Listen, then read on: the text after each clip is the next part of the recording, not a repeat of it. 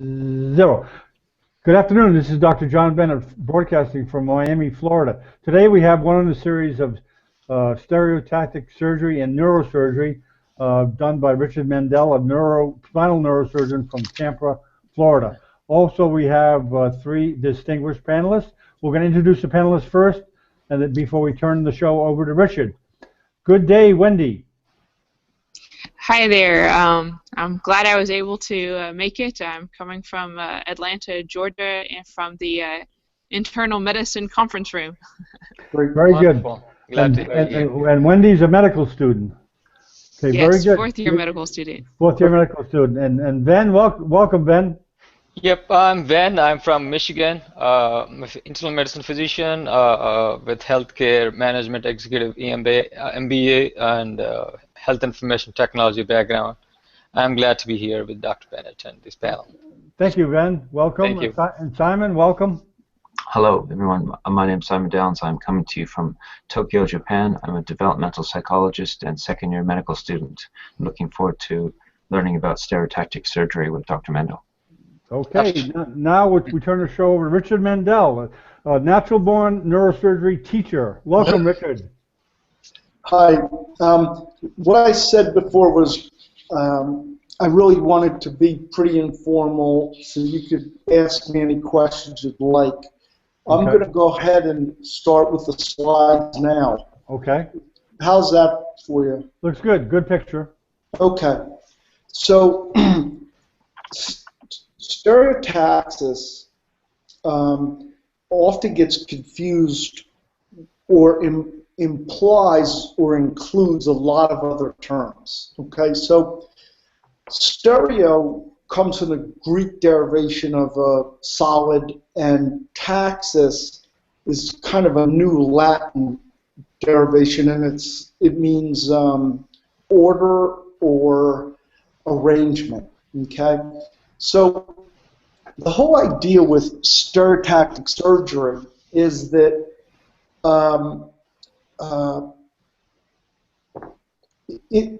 it's basically a coordinate system for three-dimensional space. It's just like geometry, where you have an X and a Y coordinate, but you add your Z coordinate, which is your depth. Okay? So the principle of stereotaxis is that you're localizing something in three-dimensional space. So you'll hear things like radiosurgery. Radiosurgery kind of implies stereotaxis. So you may hear somebody talk about radiosurgery or functional neurosurgery. Those are things that require really exacting accuracy. So I call it stereotactic surgery, but now actually really should be stereotactic neurosurgery, because stereotaxis is now done in all parts of the body. And, you know, I'm not really sure that I would call it stereotactic surgery. You know, if it's not within the skull, really, you need symmetry for the stereotaxis, and so there are quote-unquote stereotactic breast biopsies. The thing is that the brain is, of course, in the skull, and so the skull is a fixation point where a frame, an actual three-dimensional frame or cage, is put on the head and applied with pins, and that's really the only painful part of the surgery, is putting on the three-dimensional frame. And I think it was Reese Cosgrove at Harvard, or one of the Mass General neurosurgeons, had the residents apply the frame to his own head so that he could empathize with the patients. He would know what they were going through. Usually, putting a stereotactic frame on falls to the junior-most resident on the service early in the morning, where the CAT scans or all the scanning is done, prior to surgery. So you can often start around 6:15 in the morning, putting the frame on, getting the initial CT or MRI, and surgery may not go off till 7:30 or 8 o'clock. The chairman or the attending is not really going to be there at 6:15 applying the frame. That falls to a junior resident who. Is it so hard like the thorn crown, Dr. Bed? Is it hard to put on? Is it so hard like a thorn crown? I mean. Yeah, what you do, I wish I had better diagrams for you. What you do with the frame is that you apply fixation. Now, when somebody's having neurosurgery, cranial surgery, most of the time they're going to be fixated in a frame. Right. I mean, with a Mayfield pins. So that they could manipulate in relation with the points that they were. Yeah, the pin system for anchoring the head is the same as is very similar to what you would do on the OR table when you lock the head in position. The pins that actually go into your scalp, we numb that up ahead of time with some lidocaine and marcaine, and then it's much easier for the patient once they're numbed up. Now, applying those pins onto the scalp isn't as exacting. That doesn't have to be exact, but you do want to try to get the frame symmetrical, so it's not way off to one side or the other. But that's not that exacting. Okay, so let's talk about why you would do something stereotactically. The stereotaxis can give you almost sub-millimeter accuracy. Okay, I mean it's incredibly accurate. And so if you want to biopsy something very specific, oftentimes stereotaxis is the way to go. And stereotaxis is really in keeping with the modern day notion of, quote, minimally invasive surgery.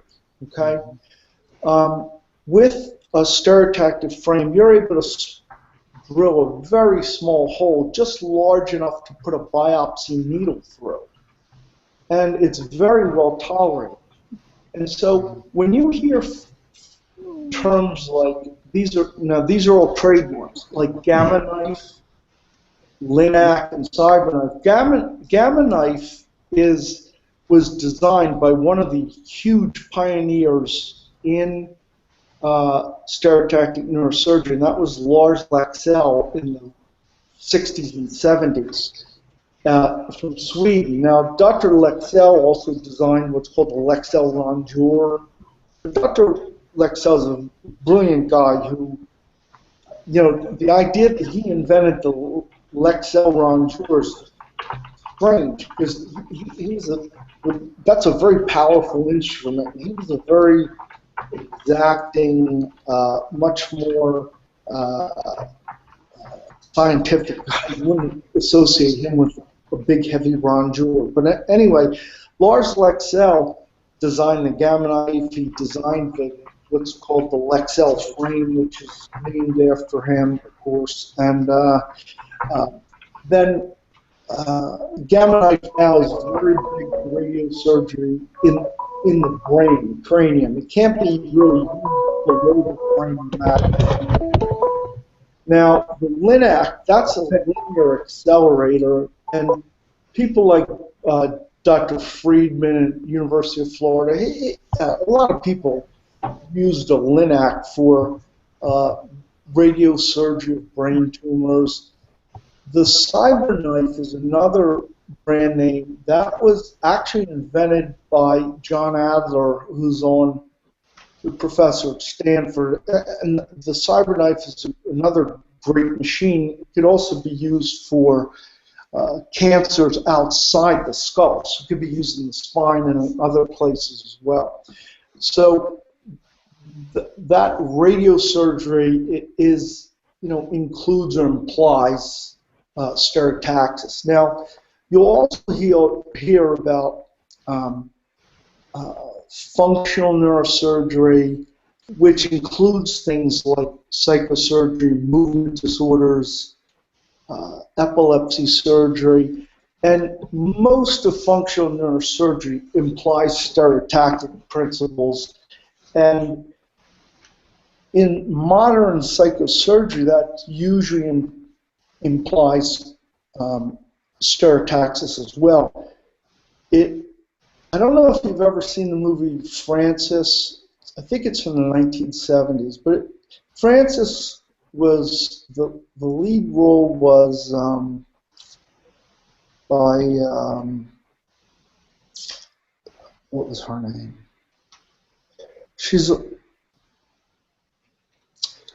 I'm trying to recall. She's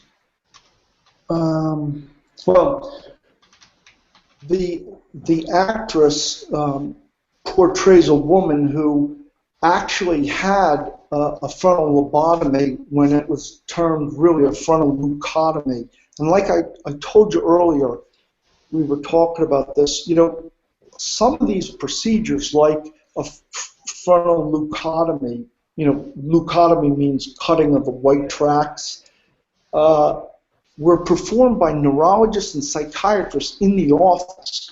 And they used a tool called a leucotome, which would be punctured in through the thin roof of the orbit into the brain, and the tracts would be cut. And, that wasn't an exacting operation by any means. Nowadays, that kind of procedure is long gone, thank God. But, stereotaxis today is much more exacting, and like I said, it's almost a sub-millimeter accuracy because you're doing something in three-dimensional space. Okay. The actress is Jessica Lange. Jessica Lange was the star of this movie from the 70s, but she really portrays someone with a really flattened affect, and she loses a lot of her creativity as a newscaster, which is what she used to do before having this operation.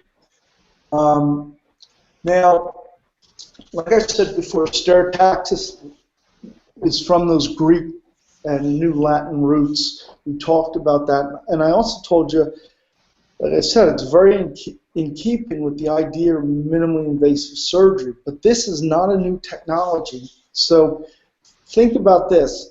In the 19s, CAT scans really didn't become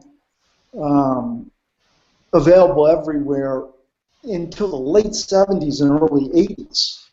And before we could ever see the brain well, we were doing stereotactic surgery. Now, MRIs came a decade later in the mid 80s, 84, 85. With stereotaxis, the first stereotactic frame was actually invented in 1905, and this was at the University of London, and between 1905 and 1908, Victor Horsley, the neurosurgeon, he's a huge pioneer in neurosurgery, and a physiologist and engineer named Clark invented the Horsley-Clark frame at the University of London. Now, that wasn't used on humans. That was initially used on animals, and then stereotactic frames gradually found their way into usage. Now, what's interesting is, it wasn't at all an image-guided surgery. There were, at that time, you could do an X-ray of the skull, and you might be able to see the calcified portions of the choroid plexus or some landmarks. A little later on, I think a little later on, pneumoencephalography became popular, and that was the injection of air into the skull or into the spine so that you could outline the ventricular system by filling it with air. Caused tremendous headaches and for the patients. Now, later on, Egas Muniz, he won the Nobel Prize for the development of angiography, but that wasn't until like the 1920s or so.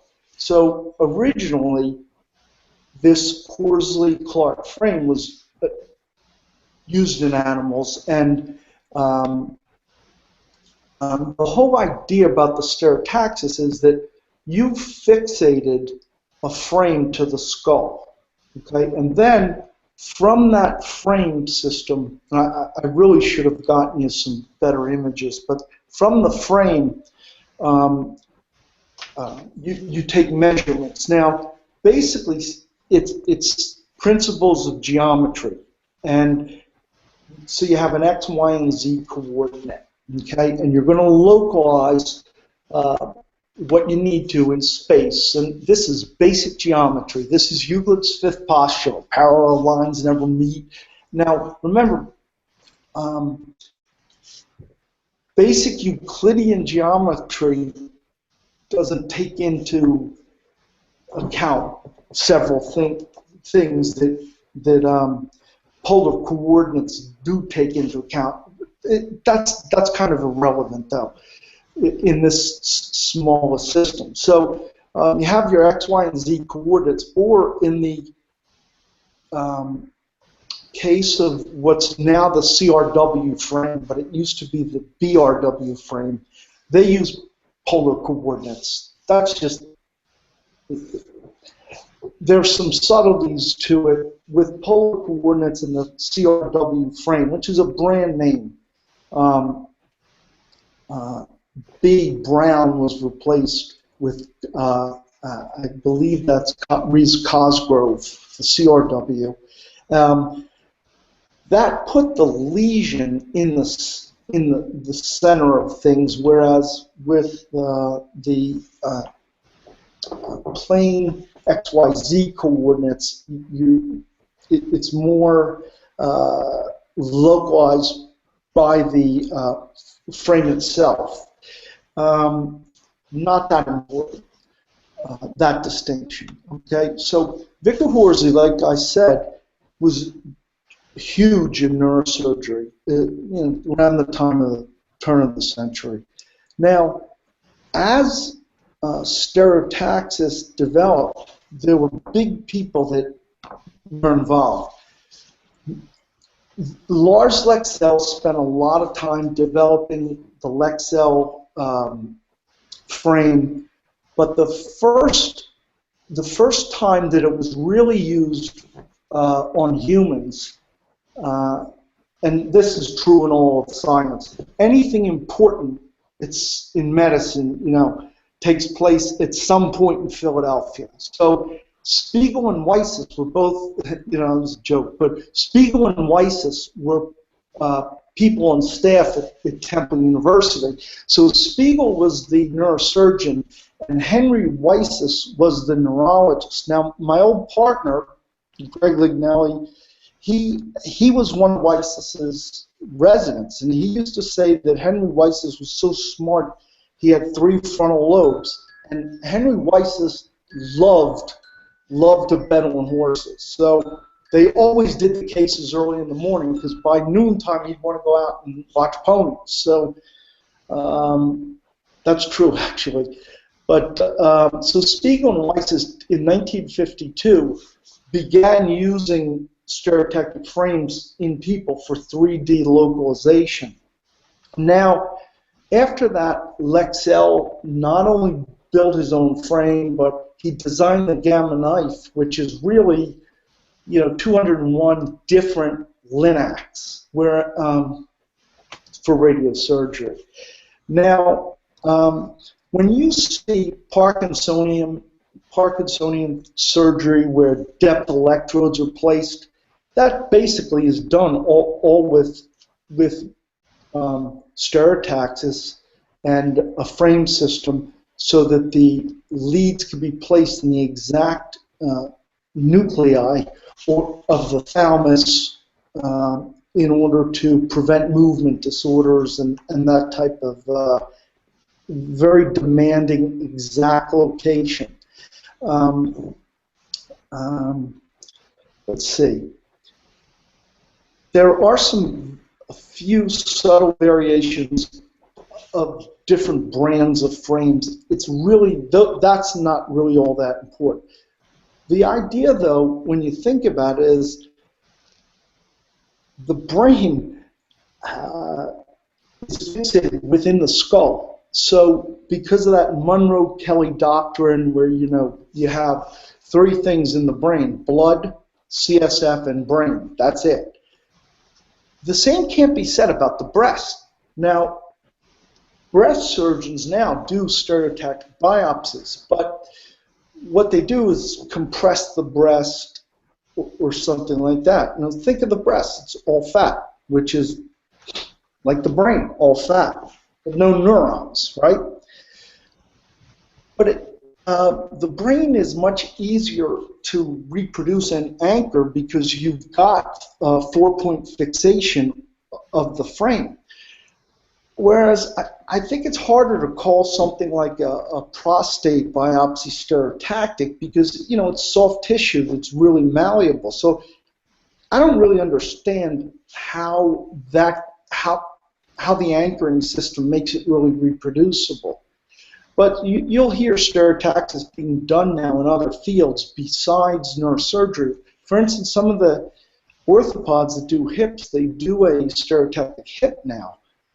Again, that makes more sense because I understand where you can anchor the bone in such a way that you can navigate, but I'm a little unclear about how soft tissues like the breast or the prostate are stereotactically localized.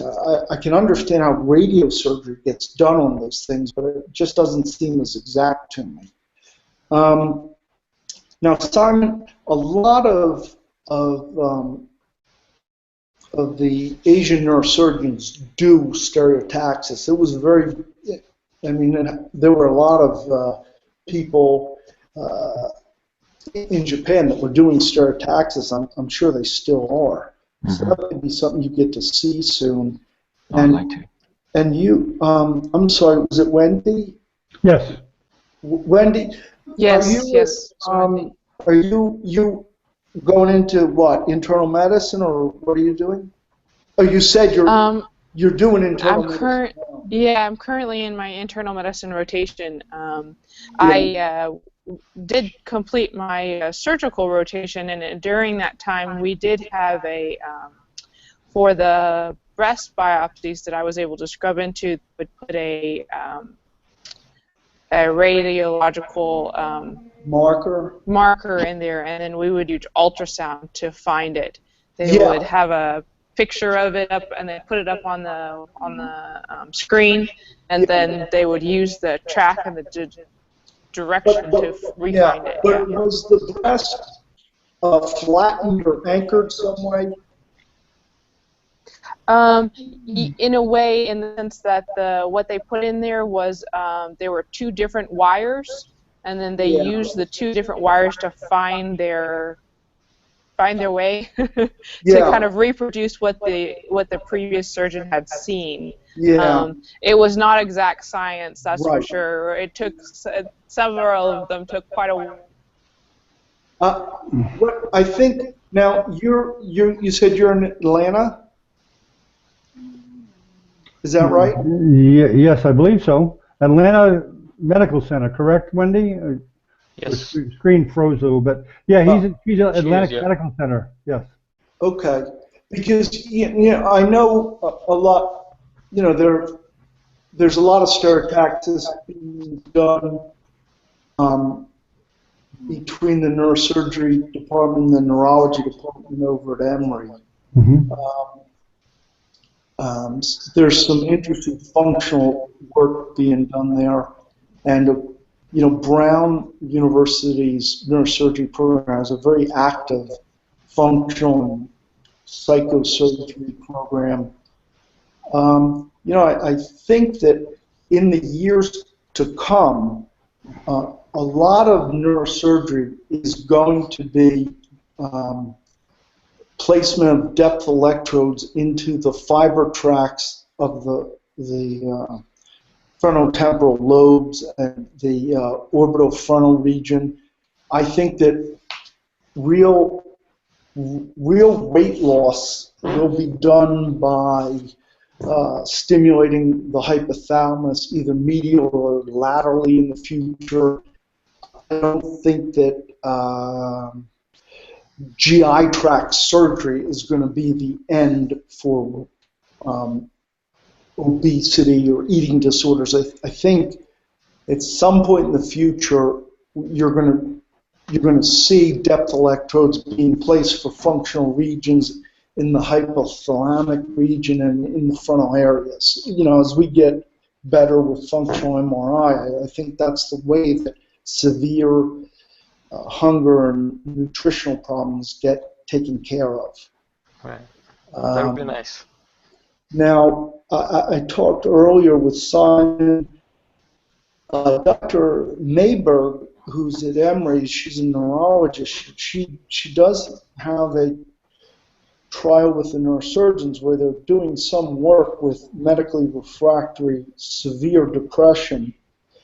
And Andres Lozano, who is a brilliant guy at University of Toronto, who's excellent in Parkinsonism, he made the comment that the results weren't great yet, but very few results are good with medically refractory depression. But Dr. Mayberg was featured in Science about a year ago now for this trial with medically refractory depression. So we're getting to a point in neurosurgery where we're actually operating on functional parts of the brain and nuclei rather than just vessels and the exterior of the brain or the contents within the skull. I mean, we're augmenting the brain. We're getting to a point where there's going to be an interface with neural prostheses, and that's a very big topic now. Matter of fact, I think that the AAMS, the American Association for the Advancement of Science, I think there is a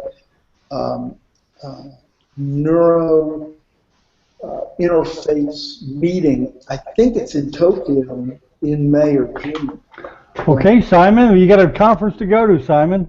Yeah. Wow, looking forward to that. Yeah, That's fantastic. Now So- that field is called what, Richard? The Neuro Enhancement? Well, they call it like neural interfaces, and there's actually, I think CRC just put out a huge textbook on neural interfaces, linking the brain to prostheses and all kinds of things. And that's really being done by bioengineers and that type of thing. That would be a very interesting talk, because as you know, a lot of the medical problems are behavioral. Obesity, congestive heart failure, liver damage from alcohol. I mean, there's so many behavioral things that if they could influence by the depth electrodes that you talked about, that has unbelievable health implications. Yeah, it does. And yet, as medical doctors, we probably don't realize how many problems are mental illness problems because we focus on somatic problems so much. But, I mean, mental illness is a tremendously common problem in all types of variations, from bipolar disease to schizophrenia, all types of things that we're going to, I think, improve in our treatment of as time goes on. So let's see, what else can I tell you about the stereotaxis? Basically, you want to come away from this as with the notion of localizing in 3 dimensions. And as ridiculous as it sounds, you know, the breast is almost all fat, and so is the brain. No neurons, but fat. So what makes the stereotaxis so exact in the brain is like that, like we talked about, that Monroe-Kelly doctrine where there's 3 things in the brain: blood, CSF, and brain. But it's contained within the skull, and so there's not all that much movement at all. Whereas if you get a craniotomy, an open craniotomy, and your head is fixated in pins, as you open the skull flap, you know, you lose CSF, the brain slumps some, you lose, you know, depending on the blood pressure, you know, you lose some of your exacting navigation. That's not true with stereotaxis because you're passing a needle through a very small hole in the skull, and like I said earlier, it's sub-millimeter accuracy. And so you still have to pass a needle, Dr. Mendel? How do you pass it? Do you still have to pass the needle? Yeah, if you're going to do something like biopsy or something like that, right? A biopsy, right? But like when you try to melt a tumor, then do you need a needle?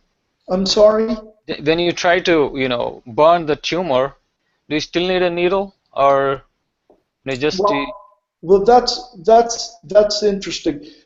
One of the big pioneers in movement surgery was a gentleman named Irving Cooper, and he was one of the first people to do thalamotomies and movement disorders. And what he used to do is, to lesion the brain, he would freeze or burn brain tissue with a probe, because you have to heat something some way to burn it or to freeze it. So yeah, you're going to need a needle to carry out the physical portion of the operation. If it's a biopsy of a tumor, you're going to use something that's like a side-cutting needle to biopsy the tissue with. Now, there are some statistical problems with stereotactic biopsies because, you know, you have you can have some sampling error, but it's usually a very good way to get a diagnosis. And because the brain's fixated and you're making such a small hole in the skull, you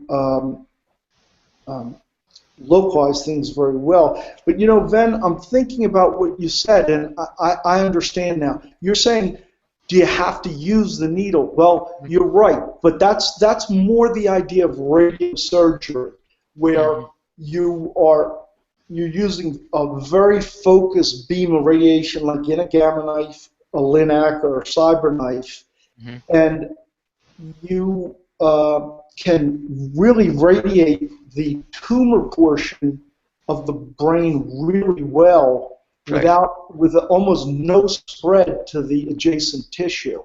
So that's where you can do non-invasive procedures, radiosurgery. You mean needleless? What's that? You mean without needle? Right? Without a needle, right? It's just radiation. But unless you need a biopsy, you don't need a needle. Basically, it looks like. Exactly. Like if you're gonna, if somebody has an arterial venous malformation, you can radiate them. Right. It's not going to protect the person immediately, but over a period of many months, the AVM can, the blood supply to the AVM can be diminished significantly. It doesn't provide you immediate protection, but often can provide some long-term protection.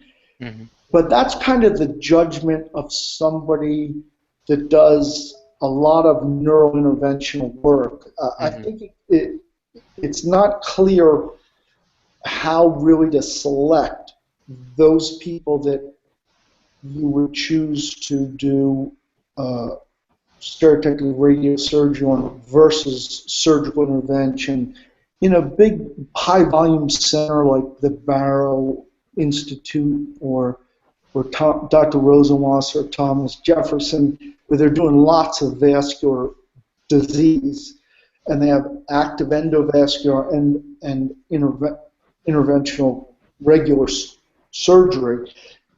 I think they're getting better at stratifying who's going to benefit from a non-invasive procedure versus an invasive procedure. But that's a good idea, Ven. And I think you're thinking clearly about that. But that's where the jargon gets confusing. With radiosurgery, you don't need a needle, Right. but it is still stereotactic. With a stereotactic biopsy, that's going to require a needle. So stereotactic, basically, you mean you have to focus from all the sides, right? Not just one side. For A light beam or whatever, the radiation or anything. you know, with the Gamma Knife, okay, the Gamma Knife is 201 sources of radiation. So in other words, it's 201 linear accelerators in a frame. And so the delivery is from tremendously different angles all at once. Right. Yep, that's what I'm asking. Yep. Yeah, but Dr. Adler, he designed the CyberKnife, and you have to see a CyberKnife at some point. It's really incredible. It's one linear accelerator, Wow. but it adjusts to so many different angles, and that's a one-time treatment as well. But it's kind of the difference between a moving one linac and then delivery all at once through the Gamma Knife, which is 201 linacs at once. Wonderful. All different angles. And so no portion of the brain outside the focal point, outside the target or tumor, gets injured by the radiation. It's the tumor getting injured, not the brain, surrounding brain. Dr. Mendel, is the stereotactic used for excision of tumors or just biopsy? No, you can. I think a lot of people that rely on stereotaxis kind of put a stereotactic frame on and will do open craniotomies with stereotactic, with the guidance right down to the tumor. And yeah, you can use that to localize the tumor and extirpate it from there. Okay. I mean, it's a really useful tool, as you can imagine. As time went on, after Horsley and we're playing around with lateral skull X-rays where you'd see calcified choroid plexus, and you could kind of navigate a little bit. When Egas Muniz came up with arteriography, that was the first time you could really see, navigate by looking in an X-ray because the vessels were all highlighted. But it wasn't until the 70s that we had CAT scan, and then later MRI. But yeah, that changed things tremendously. The radiation, the advances in radiology didn't come till much later. So these were real pioneers that were doing this three-dimensional localization. Well, Dr. Mendel, this is a side note. Speaking of Philadelphia and neurosurgery, did you know a neurosurgeon, Henry Schenken? Henry Schenken. Yes. Dr. Schenken was the chairman of neurosurgery at the Medical College of Pennsylvania. Yes, that's what school I went to. That's where I met him. Yeah, that's where I went. And Dr. Goldman was the chairman after him. And Dr. Goldman was the PhD that worked with Irving Cooper doing all the thalamotomies. So, yeah, Dr. Schenken was, yeah, he was quite a character. You know, he was. Was he one of the first ones to use the CAT scan, the CAT scan in Philadelphia? Yeah, I think he, and I think the CAT scan tech that he used to use was Tony Aida. Okay. But I knew Tony really well. He was in the common in the neurosurgery. It's a small world. Wendy, do you have any questions? You got to unmute, Wendy. There you go.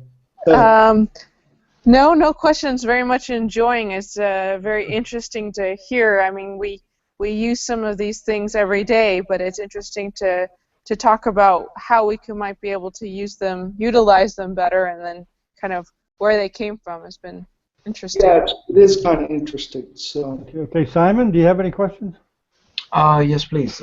The question is not related directly to the speech in particular. It's regarding what kind of a person becomes interested in neurosurgery, and what type of med student or doctor is focused or really interested in that type of surgery. It seems very technical and very interesting and very detailed, but in addition you also have to keep clinical hours, and you also deal with the other daily things, but I'm wondering what type of person it is to become a neurosurgeon. Besides crazy. Yeah, yeah, you have to. It's like in the movie Rocky. He was asked why he became a fighter, and he said, "Well, my father told me I didn't have much in the way of brain, so I better." Use my body." That's true. So, I didn't know that. he said, "You've got to be a moron to want to be a fighter." In neurosurgery, yeah, you've got to be out of your mind to do it. What is the reputation? The reputation, though. If you everyone says it's not neurosurgery. I mean, it's very, very tough. I mean, very, very detailed. You have to know a lot. Yeah, I actually, my computer's dying the battery. So I think we should talk about this more. But in the end, if you want to do something, you just do it. Yeah. If you listen to people like Daniel Kahneman, who wrote the book Learning Fast and Slow, right? Thinking Fast and Slowly. It's great because he dispels all these myths about experts and profiles and this. Right. If you have something you want to do, just do it. Don't listen to anybody that tells you best advice. You can't do it because of why. Right. There's a very bright guy named Frank Vertosik. He's a neurosurgeon trained at the University of Pittsburgh. He's in the Pittsburgh area. And he has a tremor, a movement disorder, a little bit. But he's a bright guy who uses a lot of stereotaxis. So even though he had some tremor, it didn't affect him at all. And he went on and became a very well-known author and neurosurgeon.